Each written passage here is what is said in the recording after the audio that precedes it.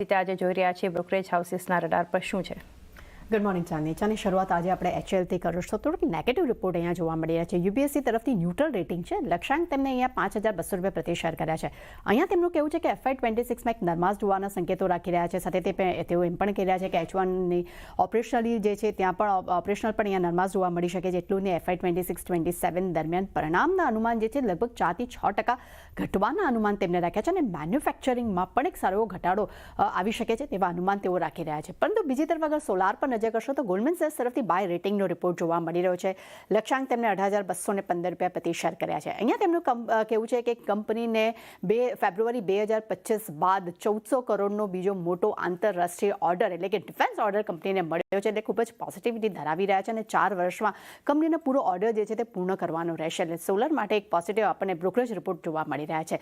LG electronics પર નજર કરશું. મોર્ગન સ્ટેનલી તરફથી ઓવરવેટ રેટિંગનો રિપોર્ટ છે. લક્ષ્યાંક તેમને 1,864 રૂપિયા પ્રતિ શેર કર્યા છે. અહીંયા તેમનું કહેવું છે કે કન્ઝ્યુમર ડ્યુરેબલ્સની કેટેગરીમાં આ કાઉન્ટર જે છે તે કંપની એક અલગ તરી આવે છે. કંપનીએ નવી ક્ષમતા અને એક્સપોર્ટ અને B2B બિઝનેસનો ખાસ કરીને તેમની આવક અને માર્જિન પર એક સારો સપોર્ટ જે છે તે જોવા મળી શકે છે. પોઝિટિવ રિપોર્ટ અહીંયા આપણને જોવા મળી રહ્યો છે. ત્યારબાદ નજર કરશું એ છે ઇન્ડિયન હોટલ્સ પર. જેફરીઝ તરફથી બાય રેટિંગનો રિપોર્ટ અહીંયા આપણને જોવા મળી રહ્યો છે. લક્ષ્યાંક તેમને 935 રૂપિયા પ્રતિ શેર કર્યા છે. અહીંયા તેમને કહેવું છે કે કંપની એક વર્ષ દરમિયાન કંપનીનું નેટવર્કમાં એક સારું વિસ્તરણ જોવા મળ્યું છે અને M&A અને પાર્ટનરશિપ દ્વારા કંપનીના નેટવર્કનું વિસ્તરણનો એક સારો ફોકસ જે છે અહીંયા વધતો જોવા મળી રહ્યો છે. આ કારણસર ઇન્ડિયન હોટલ્સ માટે પણ પોઝિટિવ વ્યૂ છે.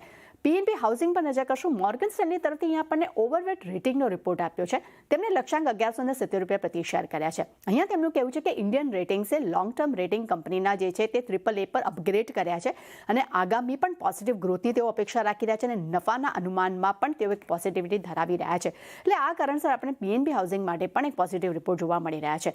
ગ્લેનમાં ફાર્મા પર નજર કરશું. HSBC તરફથી બાય રેટિંગ છે પરંતુ અહીંયા લક્ષ્યાંક ઘટાડીને 2,110 રૂપિયા પ્રતિ શેર કર્યા છે. અહીંયા કંપનીનું કહેવું છે કે બ્રોકરનું કહેવું છે કે H2 FY26માં ISB 2001ની અગાઉની જે ચૂકવણી થઈ છે અને ભારતમાં જે સેલ્સને લઈને જે વિક્ષેપો આવ્યા છે તેને કારણે કરીને પરિણામ પર એક નેગેટિવ અસર જોવા મળી રહી છે. પરંતુ સામે તેમનું એ પણ કહેવું છે કે મનોરા પ્લાન્ટમાંથી કમર્શિયલ સપ્લાય એક શરૂઆતી એક મુખ્ય ટ્રિગર તરીકે બનતું જોવા મળી શકે છે. આ કારણસર આપણને બાય રેટિંગનો રિપોર્ટ જોવા મળી રહ્યો છે. ત્યારબાદ નજર કરશું મેક્સ હેલ્થ માટે. અહીંયા HSBC તરફથી હોલ્ડ રેટિંગનો રિપોર્ટ છે. લક્ષ્યાંક તેમને 1,125 રૂપિયા પ્રતિ શેર કર્યા છે. અહીંયા તેમનું કહેવું છે કે Q2માં કંપનીમાં સ્થિરતા જોવા મળી છે અને ખાસ કરીને તેમના ઓપરેટિંગ બેડ્સ ડેઝમાં એક સારો ગ્રોથ જોવા મળ્યો છે.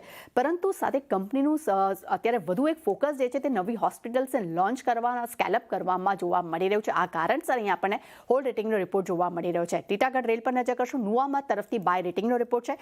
લક્ષ્યાંક તેમને 1,088 રૂપિયા પ્રતિ શેર કર્યા છે. અહીંયા તેમનું કહેવું છે કે વ્હીલર સેટ્સ ઉપલબ્ધતાના મુદ્દાને કારણે કરીને આવક અને નફામાં ઘટાડો જોવા મળી રહ્યો છે. પરંતુ સૌથી મોટું ટ્રિગર પોઈન્ટ એ છે કે કંપનીની ઓર્ડર ઇન્ફ્લો બુક છે એ મજબૂત છે. આ કારણસર તેમને લાંબા ગાળા માટે તેઓ અહીંયા પોઝિટિવ વ્યૂ આપી રહ્યા છે. અને છેલ્લે નજર કરશું એ છે દીપક ફર્ટિલાઇઝર પર. અહીંયા MK તરફથી બાય રેટિંગનો રિપોર્ટ છે. લક્ષ્યાંક તેમને 2,000 રૂપિયા પ્રતિ શેર કર્યા છે. તેમના મુજબ માઇનિંગ્સ ઇન્ડસ્ટ્રીયલ કેમિકલ્સમાં કંપની ખૂબ જ અગ્રણી સ્થાન ધરાવે છે. પરંતુ સામે એક્વિનોસ કરાર અને એમોનિયા ઉત્પાદનનું એક વધુ પ્રાઇઝિંગ લાભ જે છે તે કંપનીના આવનારા સમયમાં જોવા મળી શકે છે. એટલે છાની ડેફિનેટલી ઘણા બધા બ્રોકરેજ રિપોર્ટ હતા પણ દરેક પર એક એક્શન જોવા મળી શકે છે. જી આ બધા